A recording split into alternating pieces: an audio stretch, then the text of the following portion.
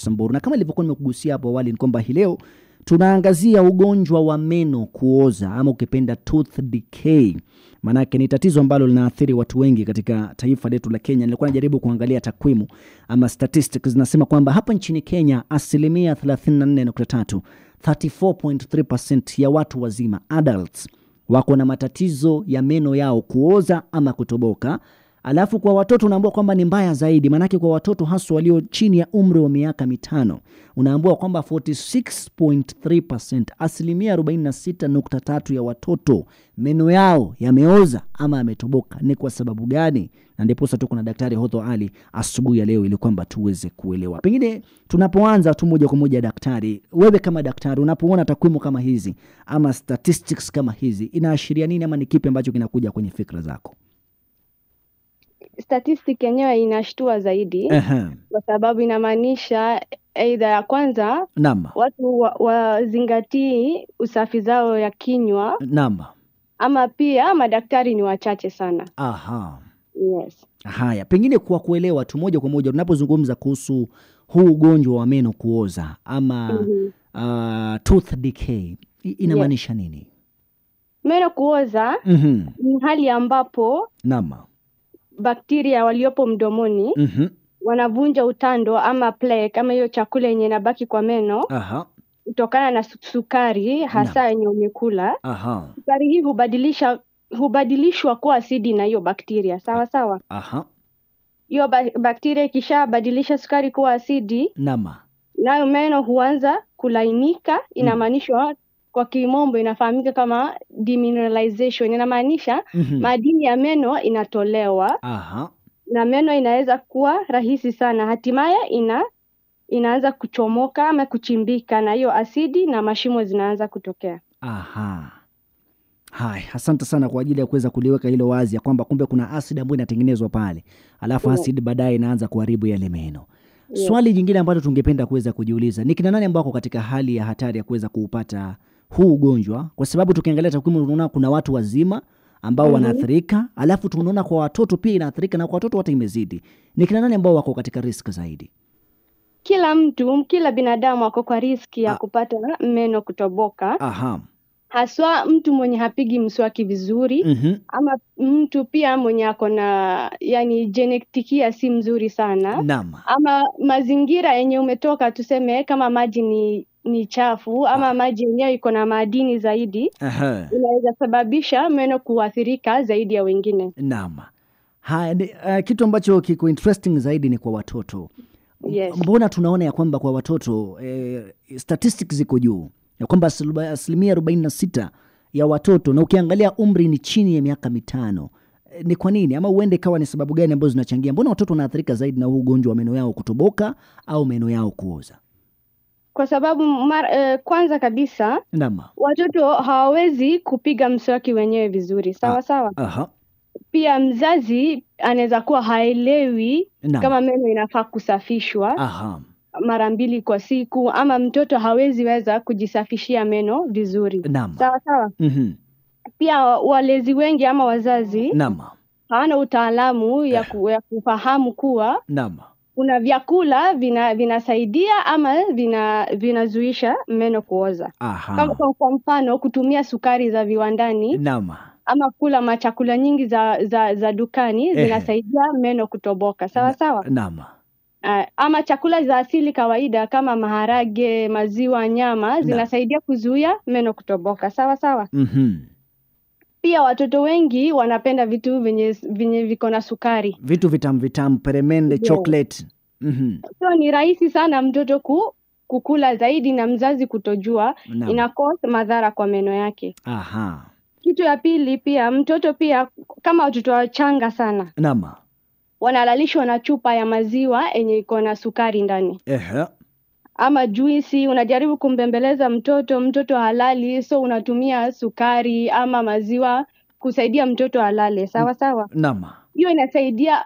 Utafiti ya kitaalamu inaonyesha, zimegundua kwamba hizo kutumia hiyo maziwa ama chupa ya maziwa ama juisi kulalisha mtoto inasaidia meno zote za mbele ya mtoto kutoboka ama kuoza.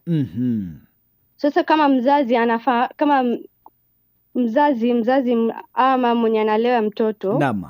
Anafaa either kama mtoto anasumbua sana anafaa kutumia maji ama asali.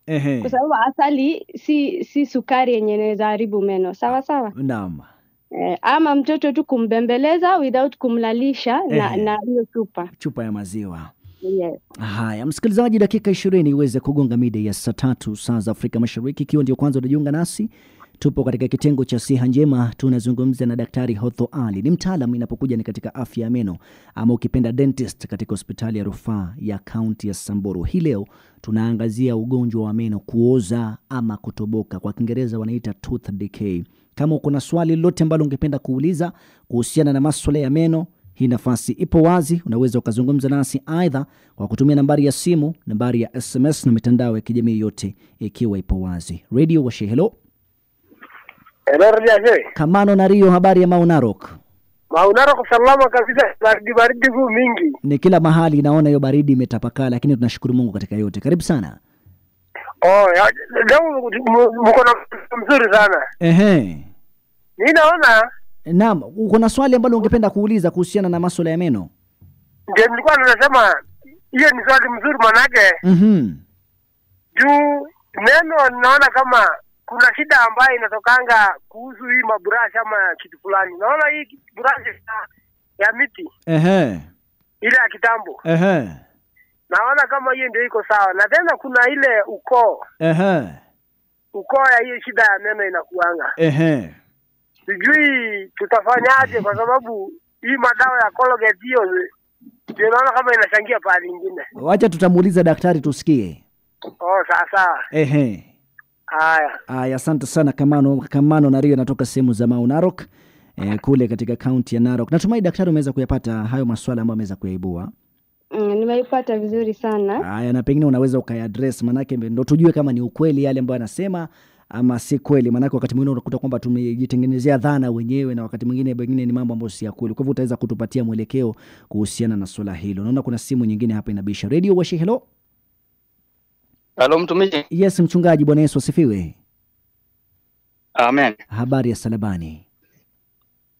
Kusuri sana ndugu yangu. Hata sisi tuko salama. Wacha nimpongeze daktari. Naam. Nilikuwa nauliza. Pengine kama jino limetoboka. Kuna dawa ambayo inaweza zuia kabla kama hujang'oa. Asante. Haya, asante sana, swali lako natumai limeweza kupatikana. Haya, natumai umeweza kulipata swali daktari Hotho. Nimeipata vizuri sana. Haya, asante sana mchungaji Pario anatoka sehemu za Salabani kule katika kaunti ya Baringo. Nafasi bado ipo wazi, kama kuna swali lolote ambalo ungependa kuuliza kuhusiana na masuala ya meno, tuko na daktari Hotho Ali, ni mtaalam wa meno, ukipenda dentist, kutoka hospitali ya rufaa ya kaunti ya Samburu kwenye kitengo chetu cha Siha Njema. Pengine unaweza ukajibu baadhi ya yale maswali ambayo yameibuliwa na wasikilizaji, alafu tuweze kuendelea.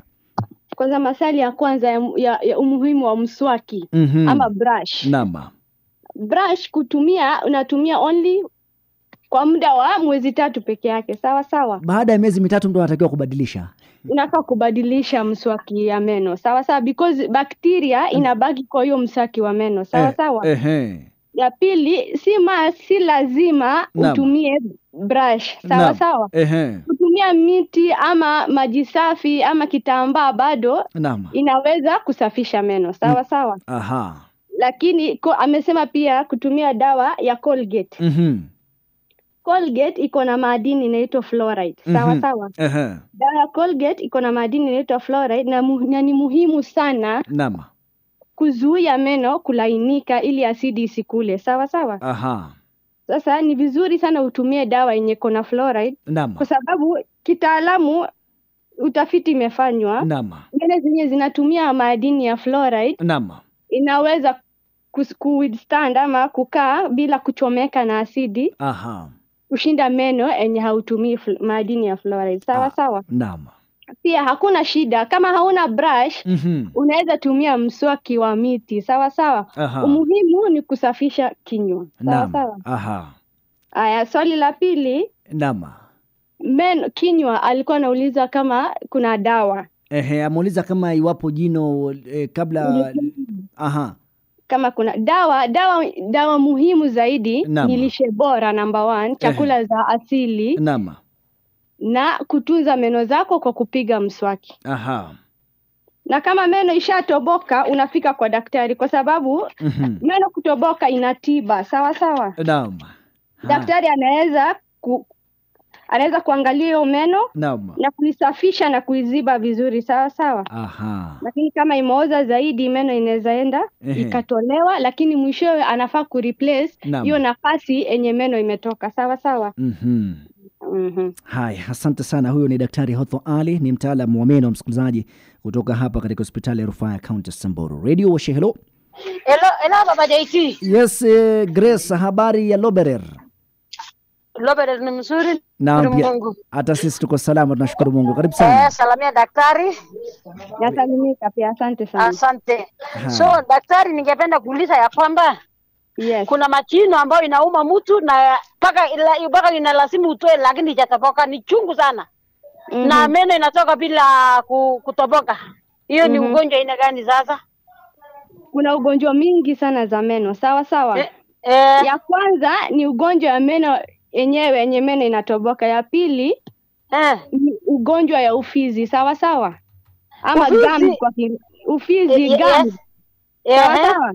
Meno ikiharibika ama ufizi ikianza kuuma, meno yenyewe inaweza toka ikuwa yenyewe without kutoboka. Sawa sawa? Okay, sawa sawa. Sasa hiyo ya kutoka bila kutoboka ni shida ya ukam.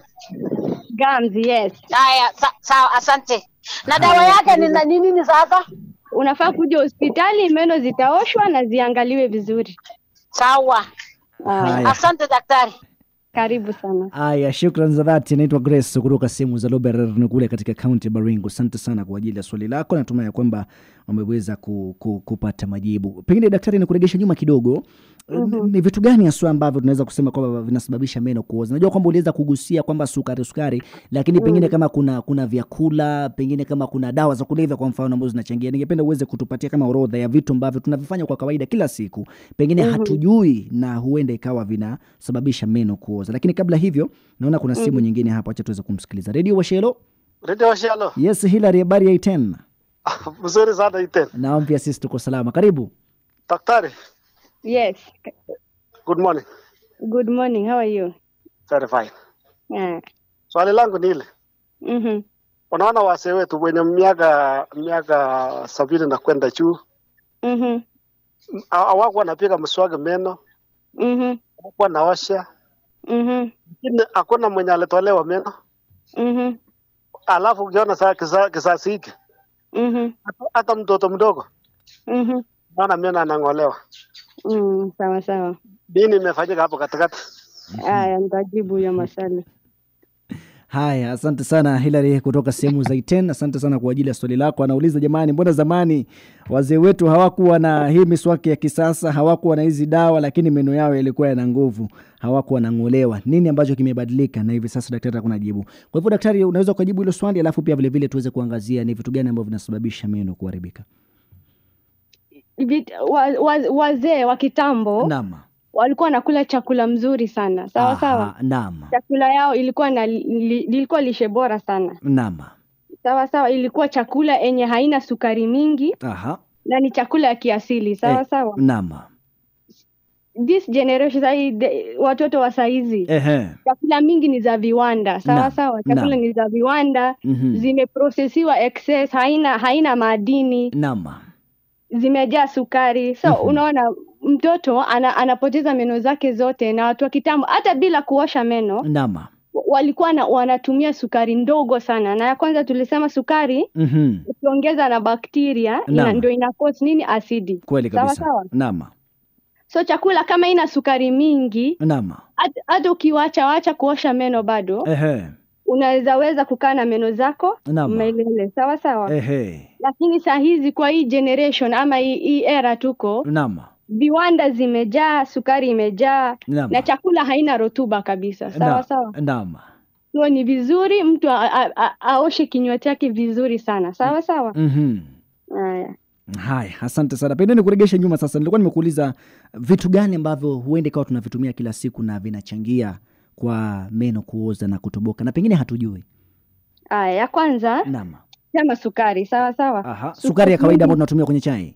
Sukari ya kukunywa chai. Aha. Soda, biskuiti, juice. Peremende. Zote ziko na sukari. Keki. Over processed sugar, sawa sawa. Most sugar, sukari nyingi ni za viwanda, sawa sawa. Aha. But pia juisi, unaona juisi yenyewe iko na acid, sawa sawa. Kama juisi ya machungwa. Naam. Unafaa kuichunga, sawa sawa. Any acid yote inaguza meno. Naam. Inaweza kufanya meno ikue dhaifu, sawa sawa. Aha. Number 2, ukishakunywa, tuseme ushakunywa hiyo sukari. Aha. Unafaa kufanya nini? Unafaa kungoja kwanza. Naam. Usiende upige mswaki baada tu ya kumaliza sukari, sawa sawa. Naam. Unafaa kuachia mate ioshe ama ibafe, ipitishe kwa hiyo mdomo. Neutralize the acid, sawa sawa. Naam. Ndio uanze kupiga mswaki, sawa sawa. Na in case kama kutapika pia. Kutapika mtu kutapika anatoa acid kwa tumbo, sawa sawa. Hiyo acid inachoma pia meno. Naam. So mtu akitapika anafaa kungoja dakika 10 Naam. ama 30 alafu akunywe maji, sawa sawa. Naam. After hiyo sasa apige brush. Haya. Kabla tufike katika meno kutoboka ama meno kuoza, lazima kuna viashiria, lazima kutakuwa na dalili fulani. Ni dalili zipi ambazo mtu ataanza kuziona na mapema ajue jino langu mahali naelekea si mahali pazuri? Viashiria kwanza kabisa ni rangi. Rangi, kuwa na vidoti vya rangi nyeusi ama kahawia kwenye uso au jino ya meno, sawa sawa. Change of color number 1. Hiyo vidoti au rangi nyeusi, meno kawaida ni kala nyeupe, sawa sawa. Kweli kabisa. Ikianza kuwa vidoti vya nyeusi kahawia, unajua meno imeanza kuchimbika. Sawa. Ya pili ni ladha ya chakula. Naam. Kuwa mbaya. Unasikia ni kama chakula haina ladha yake ya asili. Ya tatu, harufu mbaya mdomoni, sawa sawa. Naam. Ya nne, unasikia homa kila mara unapata homa. Na ujui inatoka wapi, sawa sawa. Kwa hivyo kuna homa ambayo inasababisha, yani homa inaathiri mwili mzima lakini shida iko kwenye meno. Shida inaweza kuwa kwenye meno, si homa, sawa sawa. Na watoto wengi kupata homa inaweza kuwa ni meno zimeanza kutoboka. Sawa sawa. Kwanza kwa watoto ni very common, sawa sawa. Naam. Kuna homa ama anaumwa na tonsils. Lakini ni meno imeanzisha hiyo bakteria ya meno, ndio imeenda ikaanza kufanya tonsils yume ama apate homa. Ingine ni meno kuanza kusagika, sawa sawa.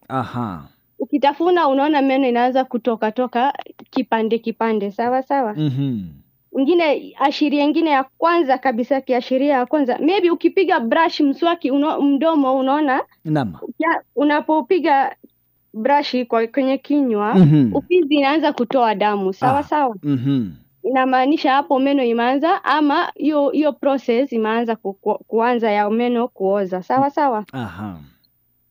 Ingine ni uvimbe wa gums ama mdomo wenyewe unaona imeanza kufura, sawa sawa. Naam.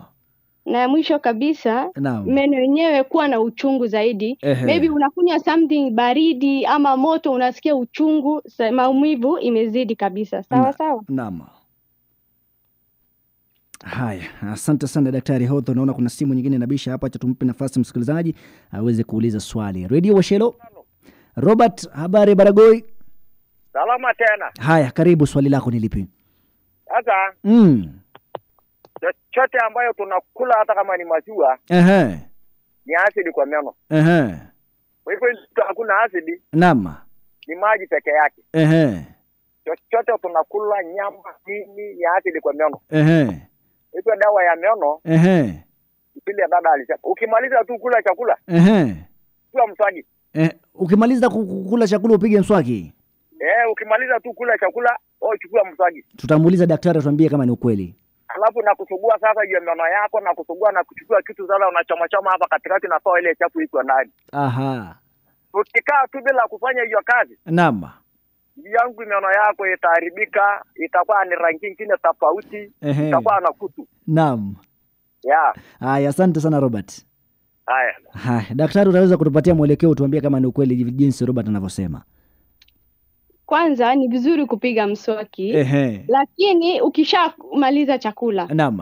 Unafaa kuongojea madakika kama 30. 30 minutes. Kwa sababu because now the acid, hiyo asidi, ukikula chakula yenyewe kutafuna chakula yenyewe inakosa asidi kwa mdomo, sawa sawa. Unafaa kuongojea sasa hiyo bakteria. Ukipiga mswaki saa hizo itaharibu zaidi meno. So unafaa kungoja dakika 30. Alafu upige mswaki yako, usafishe kinywa, sawa sawa. Na pia usisahau kusafisha ulimi. Watu wengi pia usafisha kinywa vizuri alafu wanasahau ulimi. Sawa sawa. Haya, asante sana. Iwapo kuna swali lote msikilizaji ambalo ungependa kuuliza, nafasi ipo wazi, hatuja kufungia nje. Tunazungumza na Daktari Hotho Ali ambaye ni mtaalamu wa meno kutoka hospitali ya Rufaa ya Kaunti ya Samburu kwenye kitengo chetu cha Siha Njema. Kwa hivyo kama kuna swali, nambari ya simu ipo wazi, ya SMS ipo wazi, na pia vile vile mitandao ya kijamii ipo wazi. Radio Washe, hello. Hello, Radio Washe. Yes, Le Super, habari ya Laikipia kwa mara nyingine tena. Tuko asima, Mungu ametulinda. Amina, karibu. Niko na swali. Haya, swali lako ni lipi? Tuseme example mtu, yani meno yake imekuwa machafu ile ya brown. Yani rangi yasa imeanza kuwa yellow hivi. Kuna vile atasabadilisha hiyo meno iwe nyeupe. Nauliza daktari hiyo swali. Haya, ataweza kukujibu. Asante. Haya, asante sana Le Super kutoka sehemu za Laikipia North. Asante sana kwa ajili ya swali lako. Natumai umeweza kulipata swali daktari. Nimeipata vizuri sana. Naam. Meno kuchange color ama kubadilisha rangi. Naam. Ni kawaida kwa sababu ya chakula yenye unakula. Chakula kawaida iko na rangi, sawa sawa. Lakini kitu muhimu zaidi ni kama meno hayumi, kubadilisha rangi. Meno kawaida si nyeupe sana. Naam. Ni kama ivory, the color of meno is katikati imekaribia brown, sawa sawa. Meno nyeupe sana haimaanishi meno iko na afya, sawa sawa. Lakini kama nataka for aesthetic ama kuonekana akwe na muonekano mzuri, anaweza fanywa kitu inaitwa bleaching, sawa sawa. Bleaching, anaoshwa meno kwanza alafu inableachiwa meno inarudi kala yake ya mwanzo, sawa sawa. Hiyo tu ni iongeze tu kujiamini. Lakini anafaa kuje mwenyewe hospitali aashiriwe na daktari vile ya kufanya. Sawa sawa. Haya, pengine tupokee swali la mwisho hapa. Radio Washe, hello. Hello Radio Washe. Radio Washe, hello. Yes, nazungumza na nani kutoka wapi? Naongea na Moses kutoka Isiolo. Moses, habari ya Isiolo? Tuko salama kabisa. Naam, pia sisi tuko salama. Swali lako ni lipi Moses? Mambo ya meno. Ukiona mtu akipenda tu kusugua meno yake, meno haiwezi haribika. Ikishote kwa meno ni acid. Chakula ikiwa sasa hii na chakula mingi ya GMO za hii karibu meno yote. Sasa ile watu wa zamani walikuwa wanakula nyama na maziwa. Na damu ya ng'ombe. Saa hii unasikia mtu kuna siku ya malaria ya maziwa, kuna ugonjwa ya nyama. Sijui sasa tena meno ndio hizi napata shida ati kuna ugonjwa tena ya meno. Lakini ugonjwa ya meno huwa zamani unatokanga umaperemende. Kwa sukari wale watu wanakula miraa. Lakini ule mtu akuli hizo kitu yote na anatumia mjaki. Hakuna shida, atakuwa tu anapata acid kwa meno. Hivi hata kusugua mdomo hiyo za dakika 30 kwa daktari anasema si rahisi ukuje chai alafu kae dakika 5 alafu usikie. Lazima tu utakaa tena karibu dakika 30 tu. Haya, na kusugua mdomo yako usugie mzuri, usugie kwa mpaka ufikishe hata mswaki kwa ulimi. Sasa wale watu wa zamani wanakula chakula mzuri na ile chakula yao mbaya ilikuwa ni tumbaku tu na makati. Sasa hayo mambo daktari anasema watu tu watumie mswaki sana, si ati yeye wanasema ati mina hata ni hii Colgate ya kutumia kwa brush ni acid tena bado. Sasa tutauliza daktari hizo alafu atuambie. Colgate bado ni acid kwa sababu hata yeye iko na sukari. Haya, sawa. Asante sana Moses. Haya, shukrani za dhati. Daktari, unapoelekea kutamatisha unaweza ukajibu ile swali la Moses. Alafu na pia vile maana yake naona muda wetu umeweza kutamatika. Itabidi tutafute wakati mwingine tena. Ili kwamba tuweze kujadili kwa undani zaidi. Lakini pia tunapoelekea kutamatisha unaweza ukapeana ujumbe wa kuzingatia angalau kwa wasikilizaji. Sawa. Ya kwanza, naam. Chakula zote ikivunjwa na meno ama ikishatafunwa inatoa asidi, lakini haimaanishi utaacha chakula zote kukula. Sawa. Kuna chakula zenye kama za asili kama nyama na maziwa. Inasaidia meno zaidi. Sawa. Sasa because iko na calcium. Sawa. Which is part ni madini yenye meno yenyewe imetengenezwa na mifupa. Sawa. Kweli. So kukula nyama na kujikataza maziwa, unafaa kuchemsha maziwa. Sawa, usikunywe tu maziwa hivyo. Sawa. Ya pili pia nyama unafaa kuipika vizuri. Sawa. Amesema nyama inaweza leta asidi na pia iko na ugonjwa. Alafu pia ameongelelea fluoride, hiyo dawa ya meno. Kukosa asidi. Dawa ya meno imetengenezwa ndio mtu atumie kupiga mswaki. Sawa. Dawa ya meno yenyewe ni kali. Na hiyo ukali pia inasaidia bakteria kwa mdomo. So ni vizuri kama una dawa, kama uwezani kuizoea, hauwezi zoea dawa ya meno. Unaweza piga mswaki na brush na maji peke yake. Because kupiga mswaki yenyewe na kusafisha kinywa vizuri ni muhimu zaidi kushinda dawa yenye unatumia. Ama kenye unatumia. Sawa. Kupiga mswaki huwezi piga peke yake. Unaweza piga na kitambaa, kitambaa yenye imeloa maji safi. Brush ya miti ile ya kawaida. Ama brush yenyewe peke yake. Sawa. Haya. Kitu ya pili pia uache vitu ziko na sukari mingi. Sawa. Pia umpitie daktari wa meno, uangaliwe meno hata kama haina maumivu, angalau mara moja kwa miaka. Sawa. Na ni vizuri utumie vyakula venye afya kama matunda, maziwa, nyama, samaki, kuku au maharage. Sawa. Vyakula vya asili. Sawa. Na kitu ya mwisho, ugonjwa wa meno kutoboka. Unazuilika kwa 100%. Sawa. Meno yenye afya bora ni muhimu kwa afya ya mwili kwa uzima au kwa jumla. Sawa. Because ugonjwa wa meno pia inaweza athiri. Ikulete ugonjwa wa meno na ufizi inaweza sababisha magonjwa ya moyo. Ama stroke, kiharusi. Sawa. So ni vizuri uchunge kinywa chako. Sawa. Kweli kabisa. Haya, asante sana Daktari Hotho Ali kwa ajili ya kutenga muda wako na kuweza kutuelimisha na kuweza kutufunza kuhusiana na masuala ya afya ya meno. Haitakuwa mara ya mwisho, tutakutafuta tena na tena ili kuhakikisha kwamba basi jamii zetu zinaweza zikahamasishwa ili kuhakikisha kwamba tunajikinga na haya magonjwa ambayo yanaathiri meno. Msikilizaji, basi niweze kuhitimisha awamu hii ya 3 ya kipindi cha She Breakfast. Nimpishe Papa JT atuhabarishe kwenye mwenge. Kwa matukio ya kina na ya kuaminika toka pembe zote za nchi na ulimwengu kwa jumla, huu ni mwenge wa Radio Ashe. The radio station of the year, and this is none other than Radio Ashe. Radio Ashe, watu wa Radio Ashe, tuwapigie Radio Ashe, tuwapigie Radio Ashe, tuwapigie Radio Ashe.